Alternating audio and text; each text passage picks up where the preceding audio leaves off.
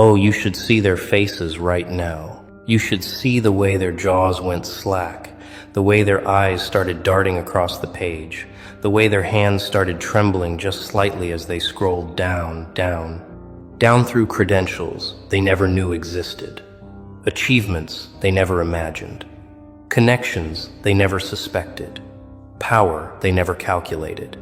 They thought they knew you. They thought they had you figured out, categorized, filed away in their little mental drawer labeled harmless, or beneath us, or safe to disrespect. But then someone, maybe out of curiosity, maybe out of spite, maybe out of sheer accident, decided to actually look you up. And what they found, what they're staring at right now with their mouths hanging open like broken doors, is a resume that reads like a threat letter to their entire sense of reality. Welcome back to the moment everything changed. Welcome back to the exact second when the people who underestimated you, who dismissed you, who talked over you in meetings, who excluded you from opportunities, who smiled in your face while plotting behind your back, finally saw the receipts. And I'm not talking about the little resume you showed them when you were humble, when you were trying to fit in, when you were playing small, because you thought that's what they needed to feel comfortable around you. No. I'm talking about the real one, the full one, the one with achievements that span industries, certifications that take decades to earn, projects that changed actual lives, networks that include names they only see in headlines, skills they didn't even know were skills, languages they can't pronounce, experiences that read like fiction, because their reality is just too small to contain your truth. They're reading it right now, line by line, bullet point by bullet point, and with each new revelation, their stomachs are dropping lower and lower until they're somewhere near their shoes. Because this isn't just impressive, this is terrifying. This isn't just accomplished, this is untouchable. This isn't just qualified, this is overqualified to the point of insult. And suddenly all those moments when they talked down to you, when they questioned your intelligence, when they interrupted you mid-sentence, when they took credit for your ideas, when they acted like you should be grateful just to be in the room, all of those moments are playing back in their minds like a horror movie where they just realized they were the villain all along. You weren't the underdog. You were the wolf in sheep's clothing, the dragon pretending to be a lizard, the champion playing in the minor leagues just to see what it felt like to be normal for a while. But now the disguise is off. Now the truth is out. Now they're holding in their hands the documented proof that they were never in your league, never even in your universe, never even close to understanding who they were really dealing with. And the best part, the absolute chef's kiss of this whole situation, is that you never had to say a word.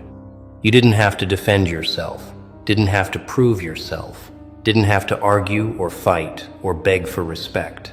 Your resume did all the talking. Your credentials told the story. Your achievements wrote the ending.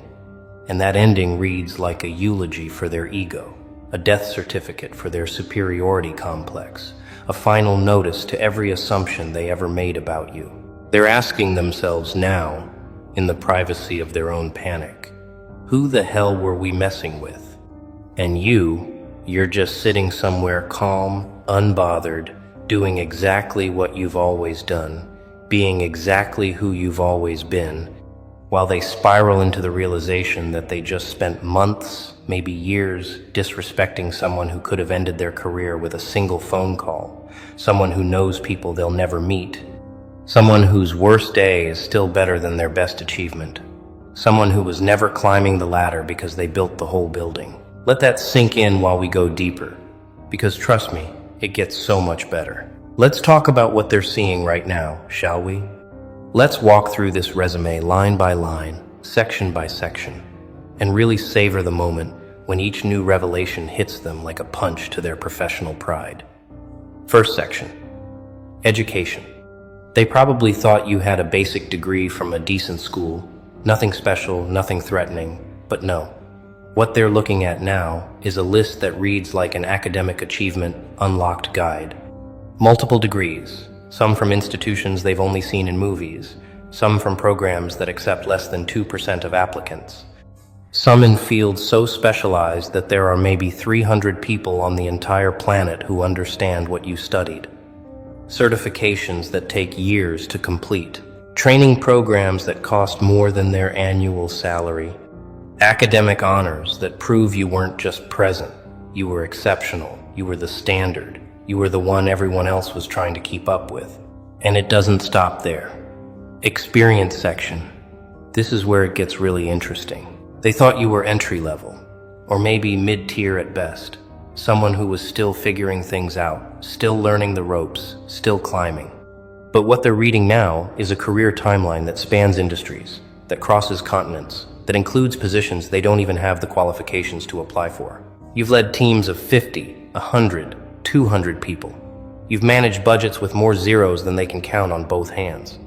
You've launched products that millions of people use every single day without even knowing your name. You've consulted for companies they respect from a distance. You've spoken at conferences where tickets cost thousands. You've published research that changed how entire industries operate. You've sat in rooms with decision makers who shape global policy. And all of this history, all of this power, all of this proof was happening while they were treating you like you were lucky to be there. Skills section, oh, this is delicious. They probably assumed you had basic competency, maybe 1 or 2 strong areas, definitely nothing that would outshine them. Wrong. What they're staring at now is a skill set so diverse, so deep, so impossibly comprehensive that it reads like 3 different people's resumes combined. You speak languages they've never heard of. You code in systems they don't understand. You analyze data sets they couldn't even load on their computers. You design strategies that require understanding psychology, economics, technology, and human behavior all at once.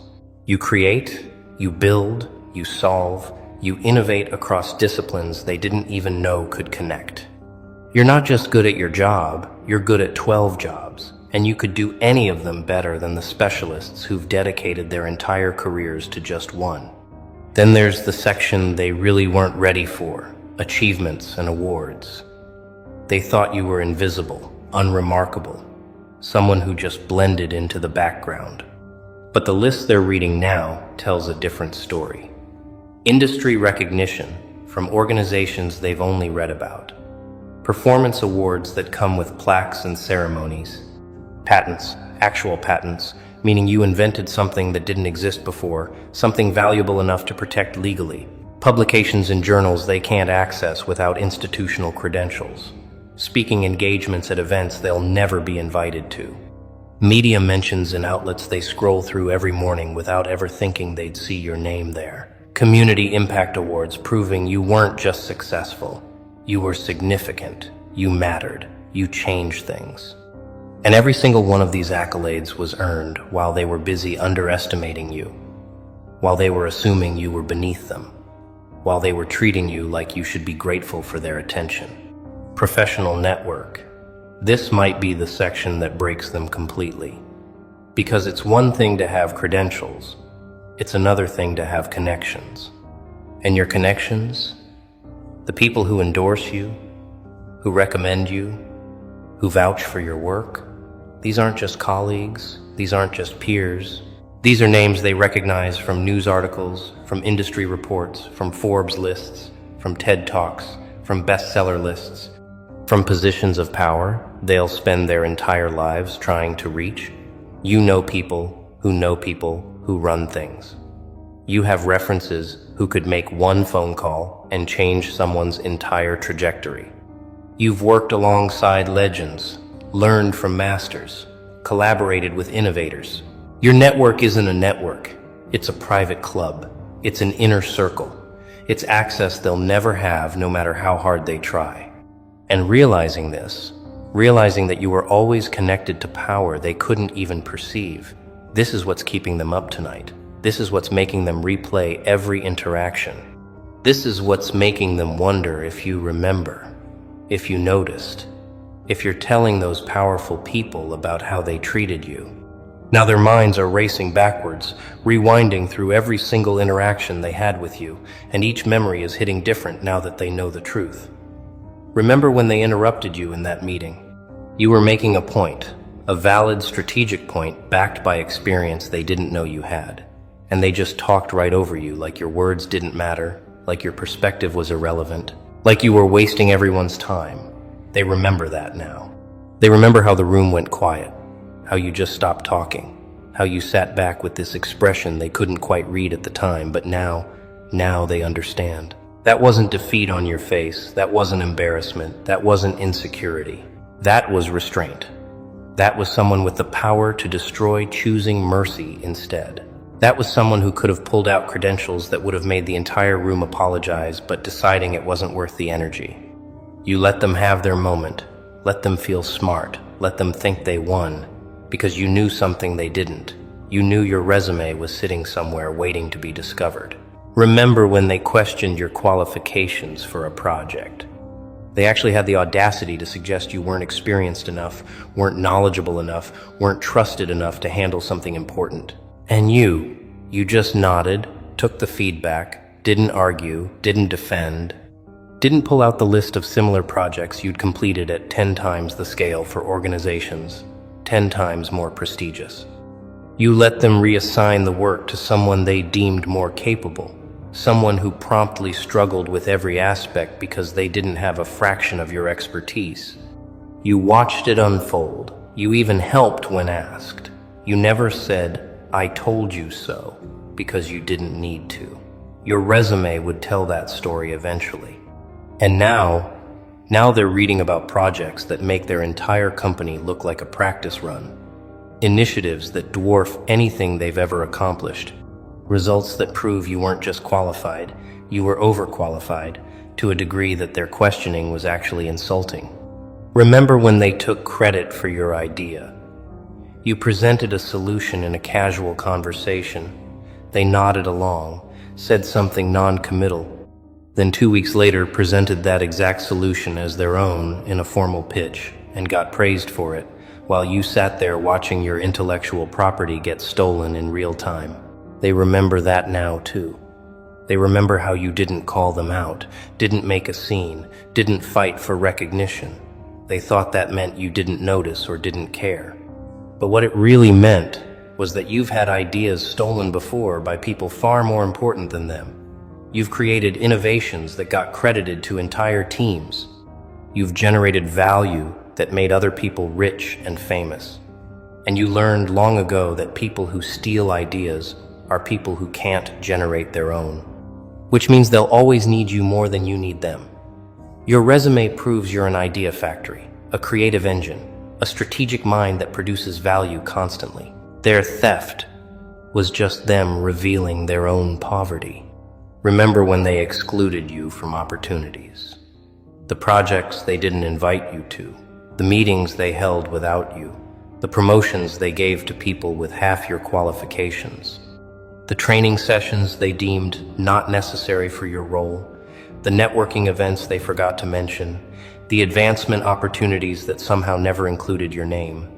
They made you feel invisible, made you question your worth, made you wonder if you were doing something wrong or if you just weren't good enough. And all along, you had a resume that proved you'd already surpassed every opportunity they were gatekeeping. You'd already done the job they were protecting, already earned the title they were hoarding, already achieved the recognition they were desperate for. You didn't need their scraps, because you'd already eaten at tables they'll never be invited to. You weren't excluded because you weren't good enough. You were excluded because including you would have exposed how mediocre they actually were. Remember when they talked down to you? The condescending tone, the explanations of things you already knew better than them, the way they simplified concepts like you couldn't handle complexity, the way they questioned your understanding of basics while you were mentally solving advanced problems they couldn't even identify. Every patronizing comment, every dismissive gesture, every moment they treated you like a student when you were actually the teacher, it's all coming back to them now with the weight of your credentials behind it. They talked down to someone who'd forgotten more than they'll ever learn. They explained elementary concepts to someone who'd written the advanced textbook. They questioned the intelligence of someone whose IQ was probably visible from space. And the worst part, the part that's really eating them alive right now, is that you let them. You let them feel smart, let them feel superior, let them think they were teaching you something, because correcting them would have required revealing yourself, and you weren't ready for that yet. But now the reveal has happened without you even trying, and they're drowning in the reality of their own ignorance. Right now, right this very moment, they're experiencing a very specific type of panic. It's not the panic of getting caught doing something wrong. It's deeper than that, more existential than that. It's the panic of realizing your entire understanding of reality was wrong. It's the panic of discovering that the social hierarchy you believed in was fiction. It's the panic of understanding that you've been disrespecting someone who could have ended you professionally with a whisper, but chose silence instead. Their hands are shaking slightly as they scroll through your resume again, hoping they misread something, hoping there's an explanation that makes this less catastrophic. But every line just confirms what they're desperately trying to deny. You weren't the underdog. You were never the underdog. You were the final boss disguised as a tutorial-level enemy. They're running calculations now, trying to figure out damage control. Do you remember the way they treated you? Definitely. Do you care? Unclear. Are you the type to seek revenge? They're searching your resume for clues, looking at your professional summary for hints about your character, reading between the lines of your accomplishments, trying to determine if you're someone who forgives or someone who keeps receipts. And here's what's terrifying them most: they can't tell. Your resume is impressive, but it's also controlled, professional, factual. It doesn't reveal your emotional state, doesn't hint at grudges, doesn't telegraph your next move. You're a mystery to them now, a powerful mystery, and not knowing what you're thinking or planning or remembering is driving them absolutely insane. They've lost control of the narrative, lost the advantage, lost the ability to predict your behavior, and people who are used to being in control cannot handle that level of uncertainty. They're also doing the social math, calculating who else might know, who else might have seen your real resume, who else might be looking at them differently now. Did you tell anyone about how they treated you? Do your powerful connections know their names? Has your network been watching this whole situation unfold with insider knowledge they didn't have? Are they being discussed in rooms they don't have access to? Are decisions being made about their future by people who now see them as the villains in your story? Every paranoid thought is blooming in their minds like toxic flowers, and the worst part is they can't ask you, can't confirm or deny, can't do anything except sit with the possibility that their reputation is being quietly destroyed by the very person they tried to diminish. Your silence is more powerful than any accusation could be, because silence leaves room for imagination, and their imagination is running wild with worst-case scenarios. Some of them are trying to rationalize, trying to convince themselves it's not that bad. Maybe you don't remember them specifically. Maybe you were too busy being successful to notice their disrespect. Maybe you're above holding grudges. Maybe this will all blow over without consequences. But these rationalizations feel hollow even as they think them, because deep down they absolutely know, that you remember everything. People who achieve what you've achieved don't get there by being oblivious. You noticed every slight, cataloged every dismissal, registered every condescending comment, filed away every stolen idea. You just didn't react in the moment because you were playing a longer game than they were capable of understanding. And now, that game is entering a new phase. A phase where the truth is public, where the power dynamic has visibly shifted, where they can no longer pretend they're your equals or your superiors. The really fun part, the part that's causing actual physical discomfort, is imagining what you're thinking about them right now. Are you laughing? Are you disappointed? Are you planning something? Are you telling people? Are you just completely unbothered because they were never important enough to occupy space in your mind? That last option might actually be the worst one, The idea that they spent all this time and energy underestimating you, disrespecting you, trying to keep you down, and you barely noticed them at all because you were operating on a level where they simply didn't matter. They want to be your rival, your enemy, your obstacle, because at least that would mean they were significant. But the truth that slowly